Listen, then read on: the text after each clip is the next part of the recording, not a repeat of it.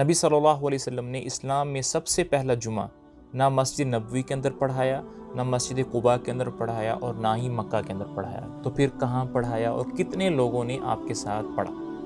نبی صلی اللہ علیہ وسلم جب مکہ سے ہجرت کر کے قباء کی بستی میں پہنچے تو اس دن پیر کا دن تھا۔ پیر، منگل، بدھ، جمعرات، 4 دن نبی صلی اللہ علیہ وسلم نے قباء کی بستی میں قیام فرمایا، اسلام کی سب سے پہلی مسجد مسجد قباء کی بنیاد رکھی۔ جمعے کے دن آپ قباء سے نکلے مدینہ کے لیے، راستے میں ایک محلہ پڑتا ہے بنی سالم بن عوف، جب یہاں پہنچے تو اس محلے میں جمعے کی نماز کا وقت ہو گیا۔ نبی صلی اللہ علیہ وسلم نے لوگوں کو جمع کر کے 2 خطبے دیے، جماعت کی نماز پڑھائی۔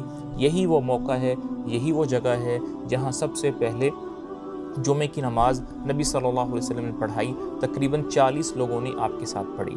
جس جگہ یہ جمعہ پڑھایا گیا آج وہاں پر ایک مسجد بھی ہے۔